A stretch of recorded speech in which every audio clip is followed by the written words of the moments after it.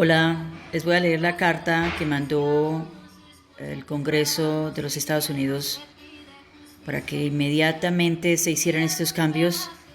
Esta es una materialización extraordinaria que yo no lo puedo creer. El apoyo al pueblo colombiano es increíble y es contundente. Se les voy a leer rápidamente. Fue escrita ayer, mayo 14, 2021. Estimado secretario Blinken, secretario de Estado, Departamento de Estado de los Estados Unidos, Washington, D.C., 2520. Escribimos para expresar nuestra profunda preocupación por la situación política y de derechos humanos de Colombia, que permanece fuera de control mientras la protesta legítima entra en una tercera semana. Urgimos al Departamento de Estado y a todos los demás departamentos y agencias de los Estados Unidos a que denuncien de manera clara e inequívoca la violencia, pidan una reducción inmediata, ayuden a calmar las tensiones y faciliten soluciones sociales y políticas inclusivas en Colombia. Las declaraciones públicas firmes y las acciones de los Estados Unidos pueden ayudar a Colombia a restablecer la calma y la confianza y promover la promesa de Acuerdo de Paz de 2016 de resolver los desafíos a través de una participación amplia en el proceso político. Las fuerzas de seguridad de Colombia, especialmente su Policía Nacional, están más desatadas de lo que hemos visto en décadas de luchas. Cientos de videos ciudadanos muestran el uso agresivo e indiscriminado de armas letales y no letales contra ciudadanos en formas que violan tanto la ley colombiana como las normas internacionales de derechos humanos. Según el defensor del pueblo de Colombia, al menos 42 personas murieron, incluida un oficial de policía, hasta el 12 de mayo, y cientos de civiles y policías resultaron heridos.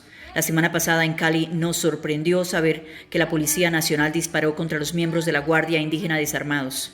El brutal y desmedido de la fuerza por parte de la Policía Nacional de Colombia y la Policía Antidisturbios ha sido denunciado por el Alto Comisionado de las Naciones Unidas para los Derechos Humanos, la Comisión Interamericana de Derechos Humanos, la OEA, la Unión Europea y cientos de personas colombianas e internacionales, organizaciones de derechos humanos, monitores y defensores.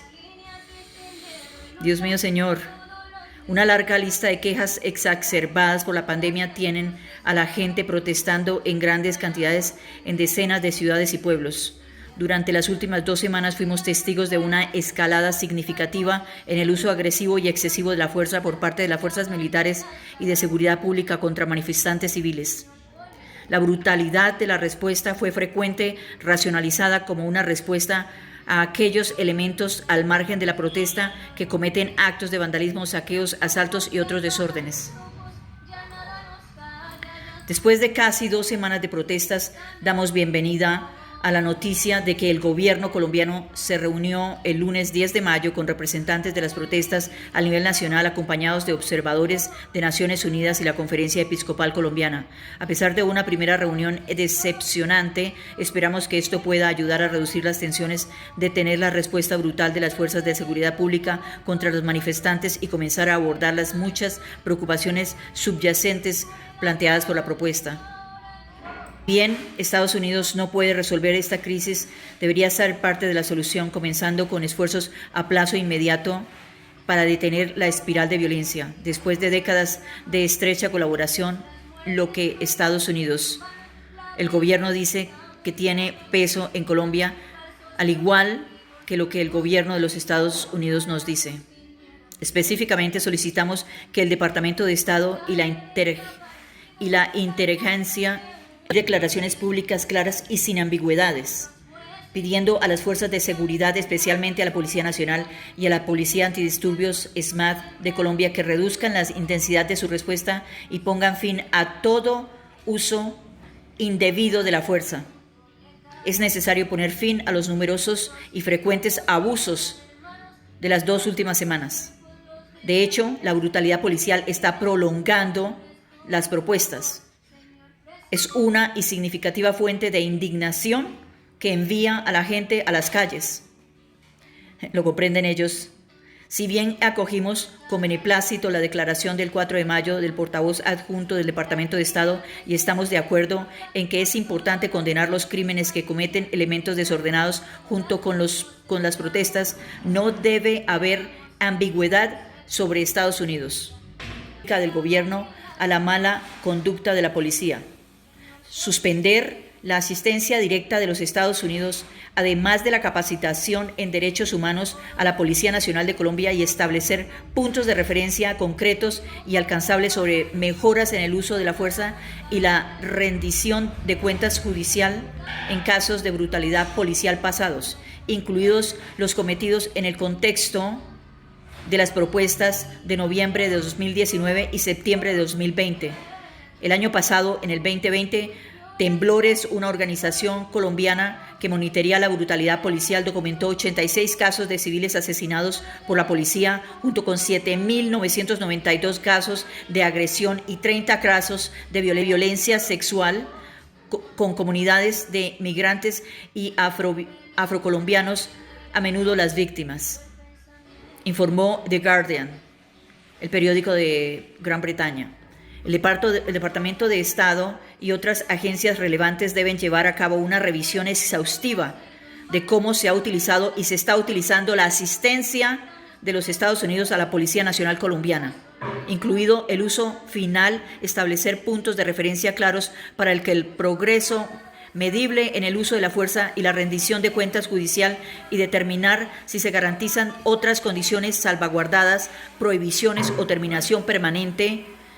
El Departamento de Estado también debe determinar si la ley Lehigh debe aplicarse cuando exista evidencia creíble de unidades policiales involucradas en graves violaciones de los derechos humanos. Asegurar que la unidad de policía antidisturbios de Escuadrón Móvil Antidisturbios de la Policía Nacional del SMAD, de Colombia SMAD, no esté recibiendo subvenciones de los Estados Unidos, directa o indirectamente. La SMAD tiene una formación y una cultura que conducen a acciones inquietantemente agresivas, abusivas contra la población civil, incluidos los manifestantes que no representan ninguna amenaza. El resultado son muchas víctimas. El SMAD ha llevado a cabo más de las 3/4 partes de todos los asesinatos atribuidos a las fuerzas de seguridad durante las protestas actuales, y una intensificación innecesaria de los enfrentamientos. Solicitamos al Departamento de Estado y a otras agencias y departamentos relevantes de los Estados Unidos que confirmen que SMAD no reciba ninguna asistencia de los Estados Unidos directa o indirectamente.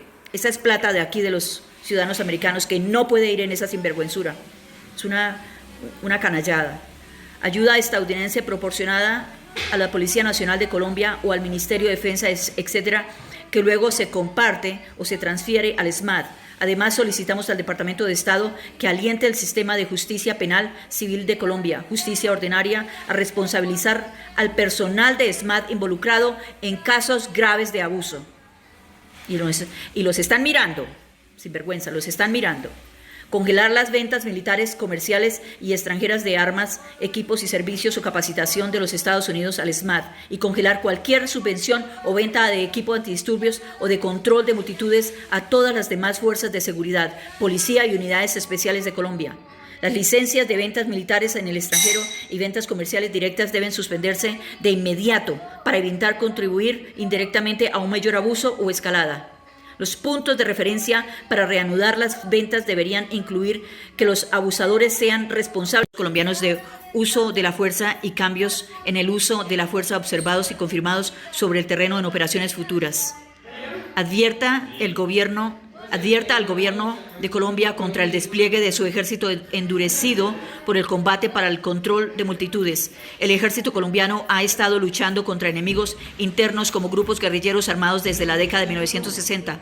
Como tal, estableció una historia de ver a la población civil con sospecha. Además, ninguna capacitación en desescalada o control de multitudes y la probabilidad de una respuesta militar indiscriminada y desproporcionada es preocupante.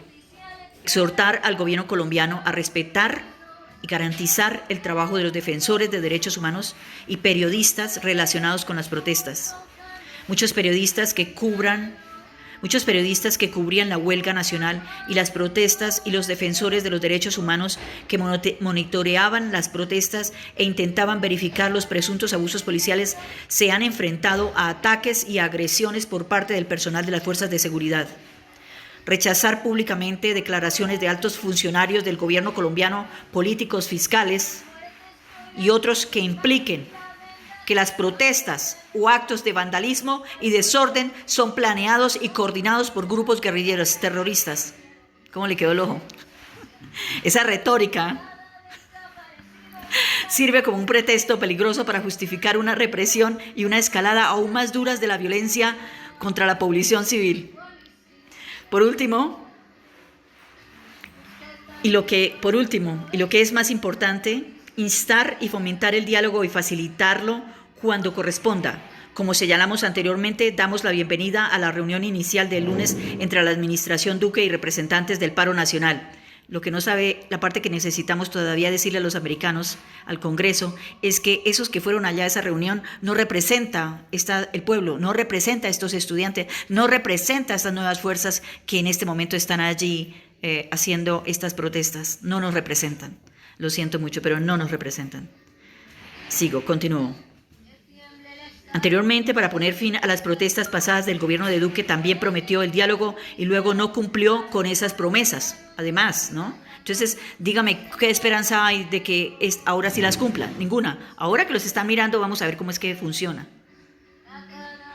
Llegar a un diálogo genuino e inclusivo puede requerir insistencia y quizás mediación y el compromiso de los buenos oficios de los amigos de Colombia, el pueblo.